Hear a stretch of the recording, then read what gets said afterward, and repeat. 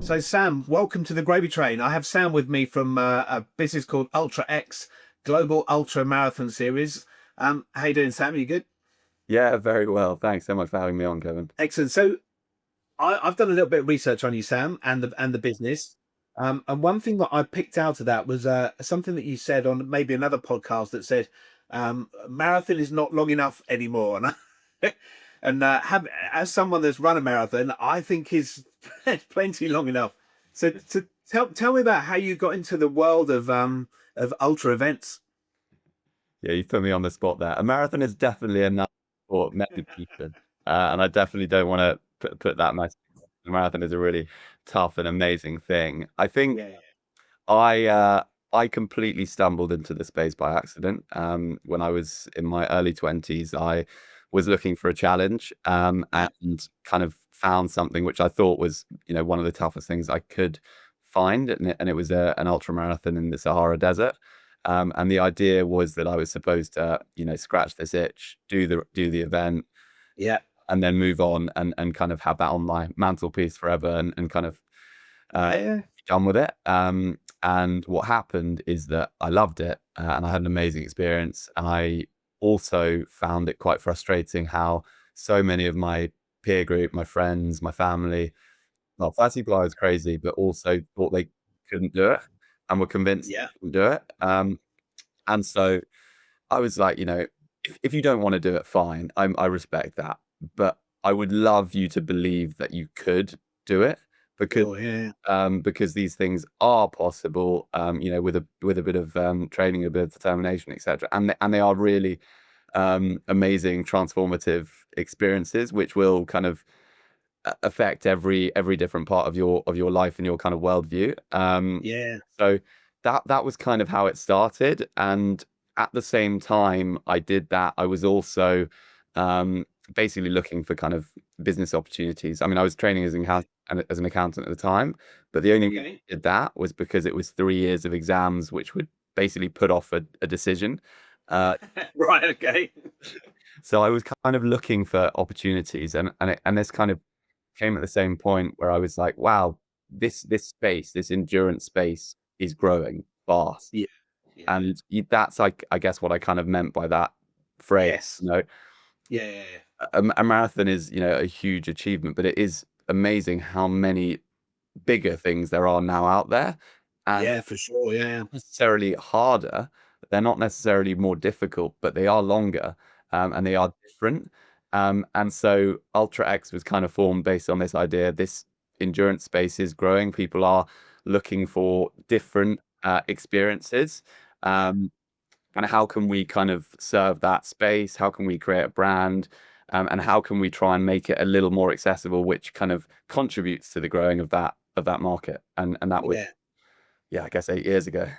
Yeah. So you did the MDS, didn't you? I believe Yes. that was your first one. So I have a couple of mates that done that, and they're absolutely bonkers. But it's more than just it's a big thing, isn't it? I mean, just for the viewers and listeners, talk to me about that the kind of distances that involves. Yeah, so that particular event is roughly 250, 260 kilometers over 6 days. Um, so But where is it? it's roughly kind of 50, a marathon's 42K, so it's roughly a Yeah. marathon and a bit a day. And it's in the Sahara Desert.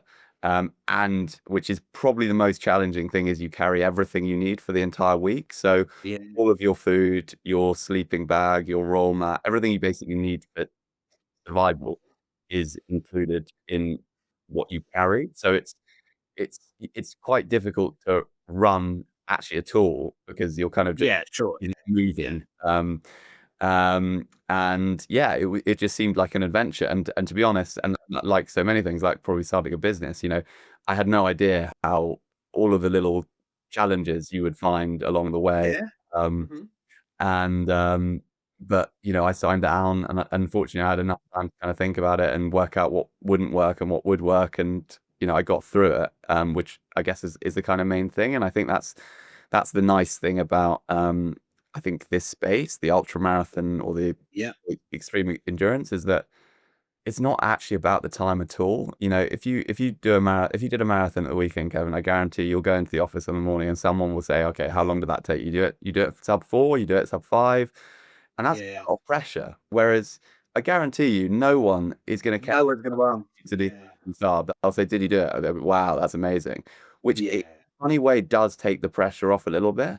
Mhm. It just slightly changes the dynamic.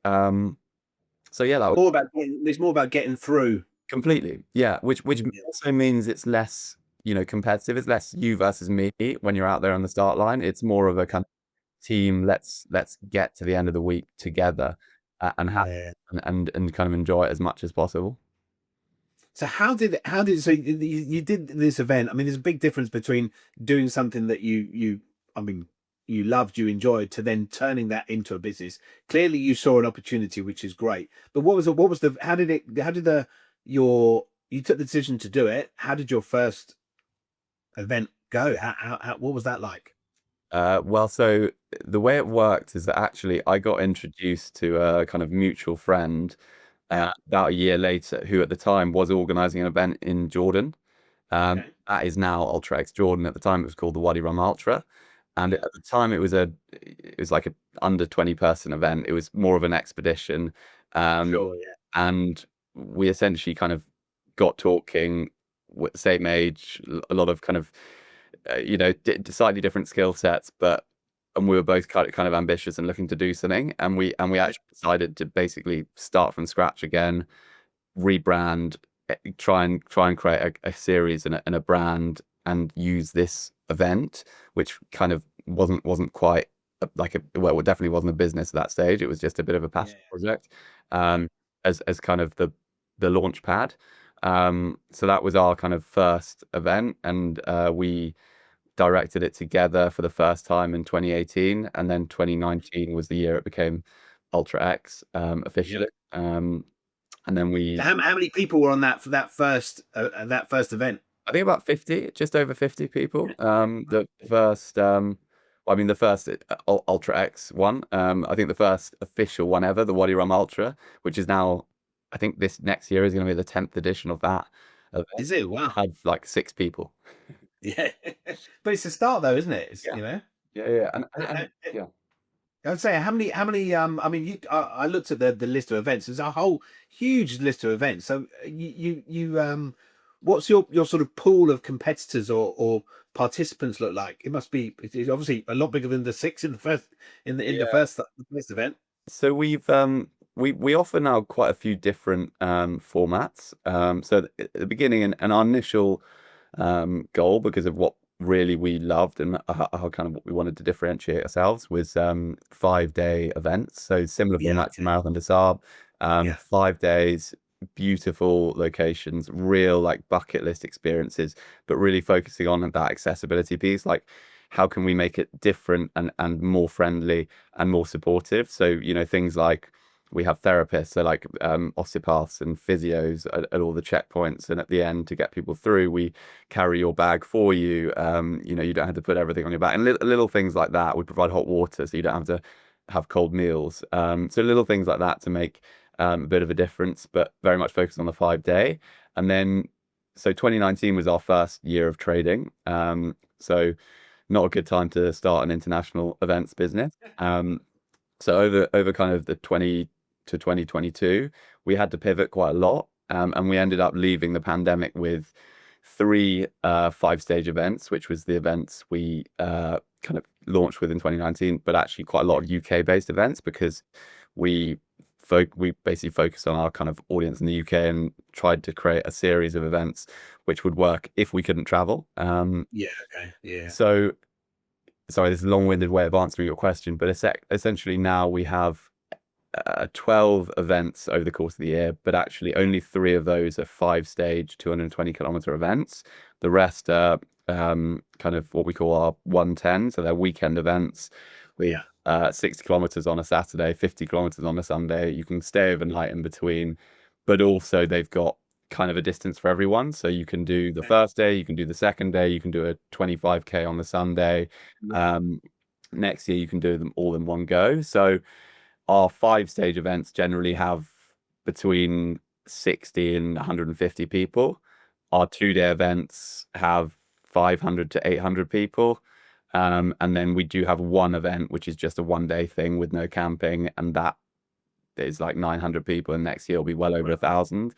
So we have about 4,500 people doing our events over the course of the year. And I think over our our kind of 7 years, we've had just over 10,000 people kind of cross the finish line at our events. Wow, really, that's amazing. Do you find that by doing what you've done and mixing up the distances, do you find that leads to, I go and do one, then I go and do another, and then perhaps another?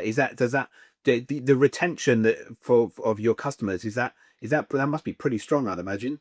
Yeah, so it's kind of it's kind of two ways. It's like an acquisition thing and it's a retention thing. So like it's our goal has always been to try and make it as accessible as possible to do these big scary challenges, and a part of that is offering like stepping stone events, the 25Ks or 50Ks, and that has been shown to, yes, people come and do a Ultra X 50 kilometer, and then the year after they want to do 110, and then maybe the year after they do.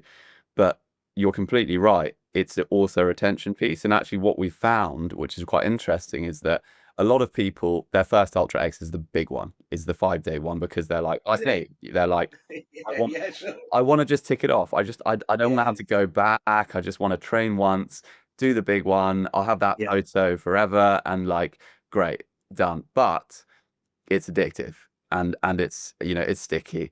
And you do it and you're like, I quite enjoyed training, and like, actually that feeling was pretty good, and I change this for next time, but maybe I can't afford to do another 5-day event, or actually my wife would kill me if I went away for 6 days. So I'm actually just going to do, one of the shorter ones.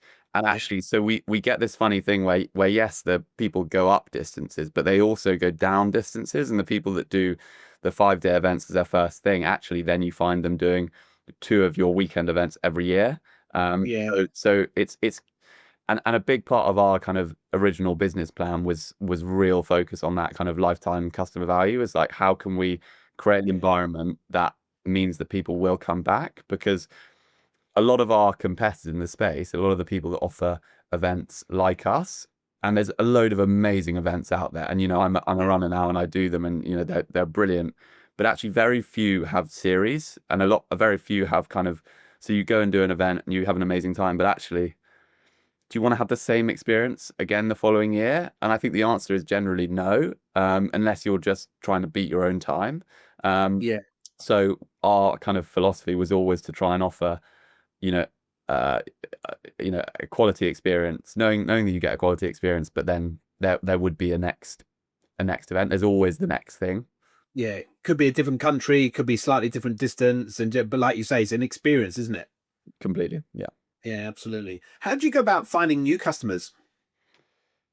Mixture of things. So we do quite a lot of kind of social media focus. So it's a lot of I guess partnering with people that have followings, partnering with brands that have followings, and creating a lot of content around, like, storytelling content around the events themselves, because our biggest challenge is telling the story of what we actually do. It's we've spoken a little bit about the market growing, but it is still very niche, and a lot of people, probably most people, still don't know what an ultra marathon is, or and don't really understand what we do. And I think one of the and this is starting to change, but one of the challenges is that in the past, actually getting the video or getting the content or getting whatever from these locations out is quite difficult, because they're generally super remote, super random. It's not like London Marathon where you have thousands of people watching. So actually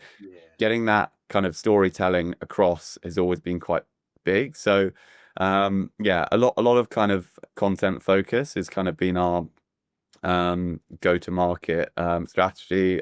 We've worked with quite a few kind of people with audiences. We worked with quite a few communities. We worked with quite a few different clubs in certain areas. But it's something we're kind of always looking for. And then we do a bit of kind of paid social marketing as well. basically all Google and Meta, and that's been okay for us. It kind of goes up and down quite a bit, but we actually use it more for lead generation stuff than trying to get people to buy, because we found that it's such a big commitment. You're not really going to see an ad and spend 1,800 quid on a 5-day event, but you might enter a competition, or you might put your email in for a training update or something like that, and then we kind of do most of our kind of nurturing and trying to encourage people to convert through kind of email marketing. Yeah, and I was going to ask you in terms of sort of, I mean, you're using email there to convert people, like you say, like a lead gen activity.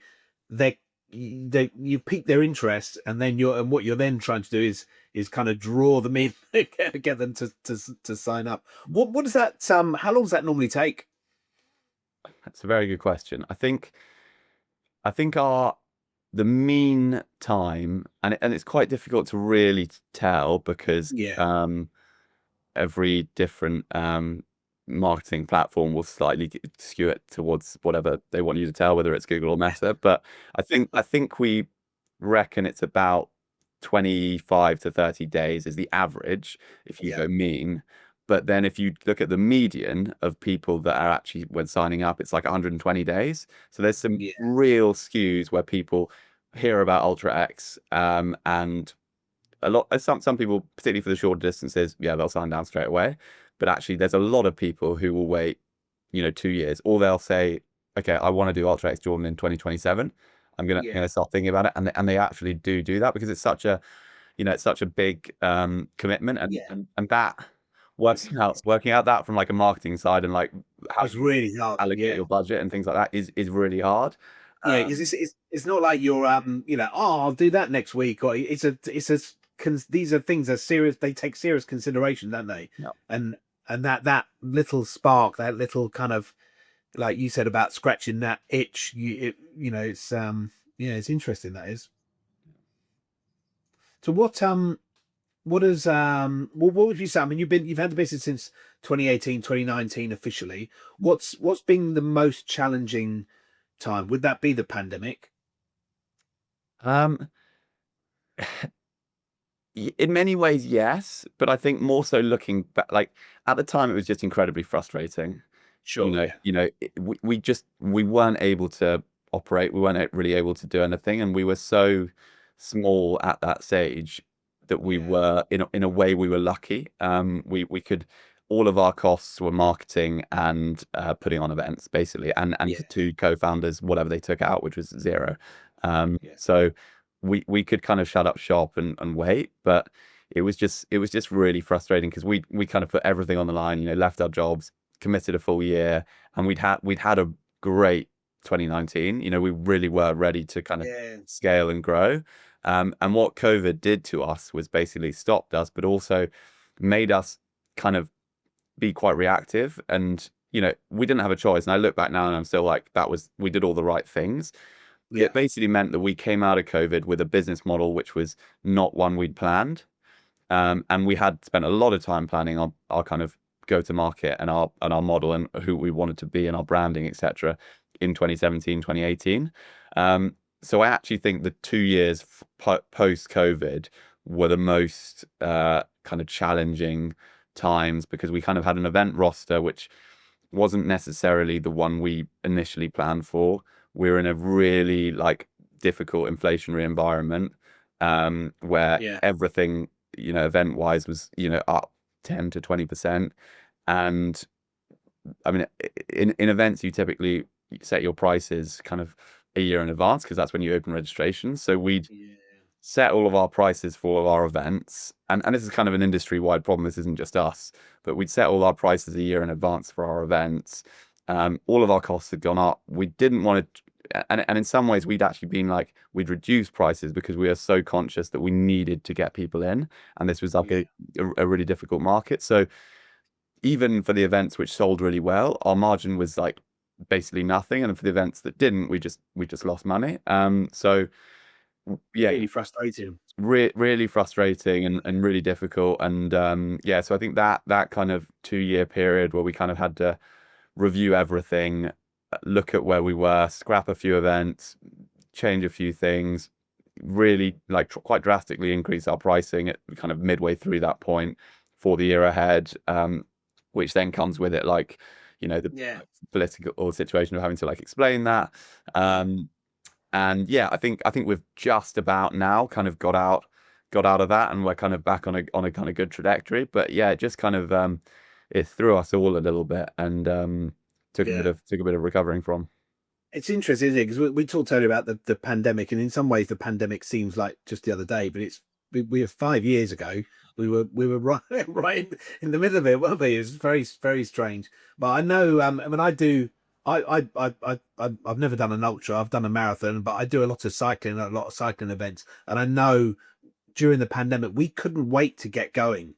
But there was that kind of, it was just like maybe even stop start. It was just really frustrating, really difficult. So it must have been absolutely awful for you trying to run a business. It was that difficult thing of like, and you're kind of stuck in this like strange position where on one hand you want to give every event the best possible chance to go ahead, and you think actually from my like audience's point of view, if you're desperate to do an event, so actually you want Ultra X to really push for it, leave it to the last minute, try and keep it open, say you plan to do something. But on the other hand, you've kind of got a responsibility to be like, actually, Kevin signed up for this, he's going to trust what I have to say. And if I say there's an event going on in August, or at the moment it's going ahead in August, you're going to train, you're going to book flights.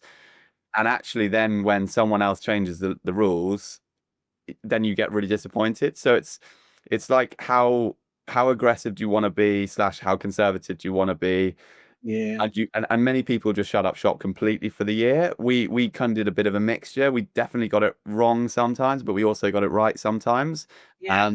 And there was one in particular event which was, well, we had two events actually. One, the first first running event back in Scotland, post-COVID, which was on like the first weekend of May, and it was amazing looking back now, the amount of kind of controls and everyone that was like time trial format. So people we'd ring a bell and someone set off, and then ring a bell and someone would set off like every 10 Really? Yeah. seconds. Oh wow. Had to check everyone's temperatures and all this kind of stuff. But that was the first event back, and I remember it was just an amazing atmosphere. And then about 3 weeks later, we had one in England, which wasn't necessarily the first, but was one of the kind of first ones back that people could like actually be on a start line in a group. And again, it just felt like this huge celebration of the sport, and people were just so excited to be kind of back out there.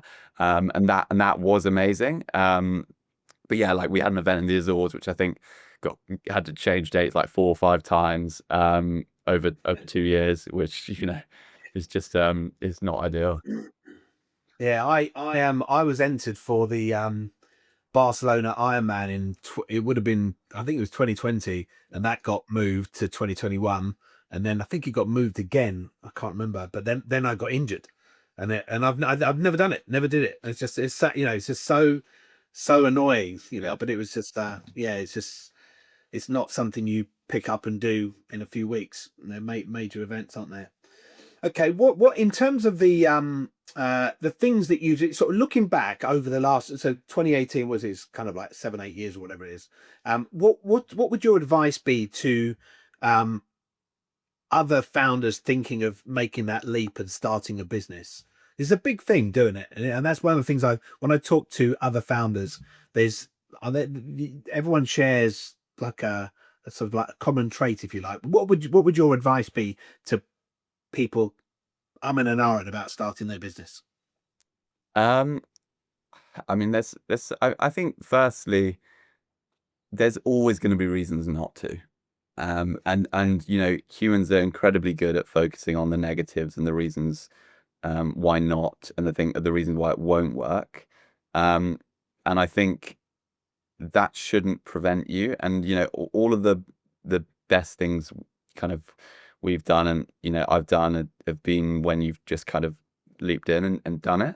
And that's really the only way to find out.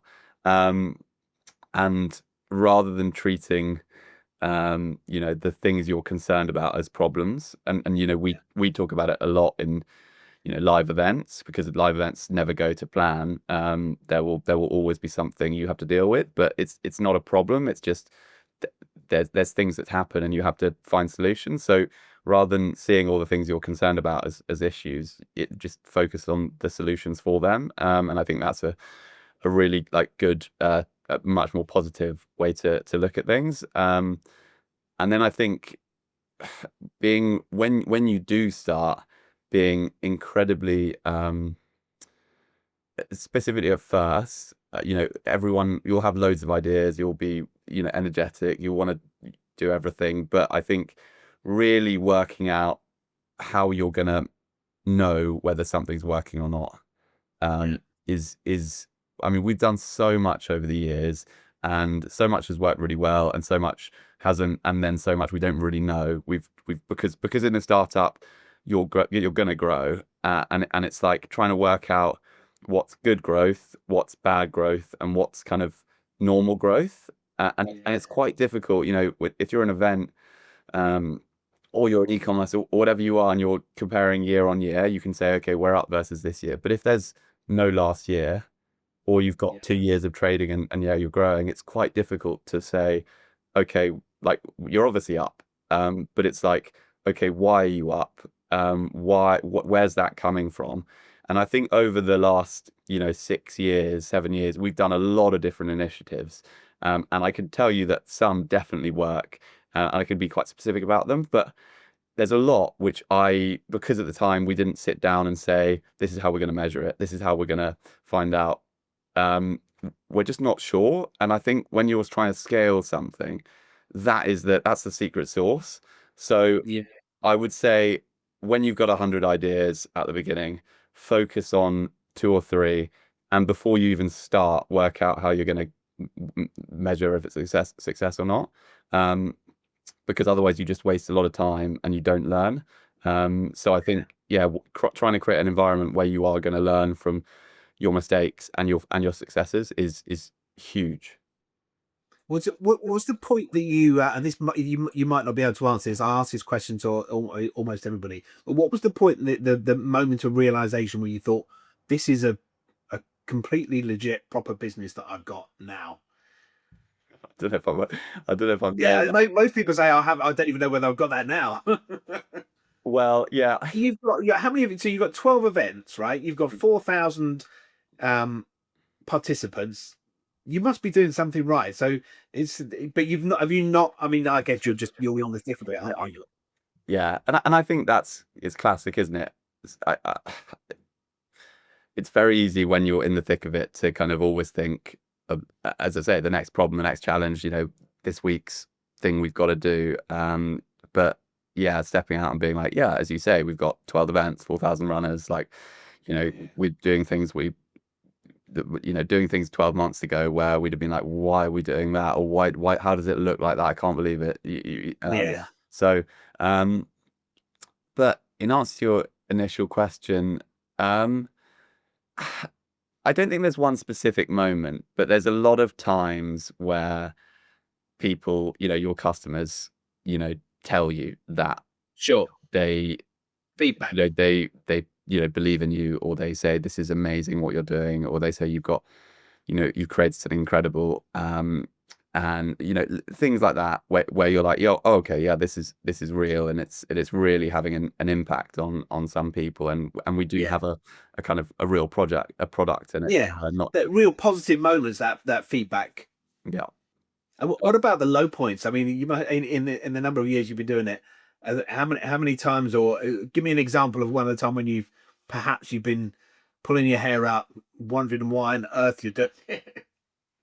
That's a good. I mean, there's been a lot of moments in, I guess, live events where something hasn't turned up, something's gone wrong. Sure. We've had, we operate in some pretty weird and wonderful locations. So we've had things like having to cancel a stage of the event because an elephant was on course, kind of stuff. So okay, that's an interesting one. We've had interesting stuff like that. We've had various weather related Yeah, things. sure. You know, we had to evacuate a campsite in Sri Lanka in 2022 because of flooding. We had to change a route in Madeira last year because we got a last minute weather warning. We had to, yeah, a lot of things like that where like just Mother Nature decides that Yeah. it's not going to be your weekend, and that's always a bit of a scrabble. We've had You must have to. yeah. So you must have to do a lot of contingency planning, like for all manner of different eventualities. That must be, and I guess there must be times when you think you've covered everything, and then all of a sudden an elephant appears. Yeah, completely. And there's always going to be something new. But I think the more we do it, and the more kind of experienced team we get, the more we're pretty set up to deal with anything. And like I do think I'm very confident in our ability to react and make something happen, even if it's not completely planned for, if there's not a backup option. But yeah, we have, you know, backup routes now for any event where there's like exposed sections.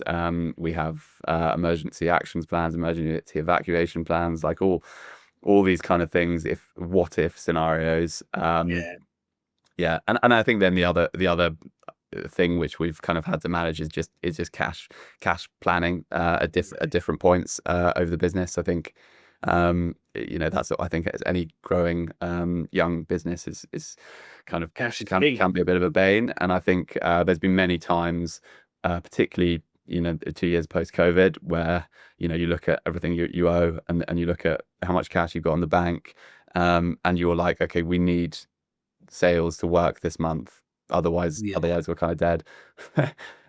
Which is pretty can lead to a few stressful or non-sleeping nights. But you know, I try just to treat it all as much of an experience as possible, and you know, and learn as much. And yeah, who knows.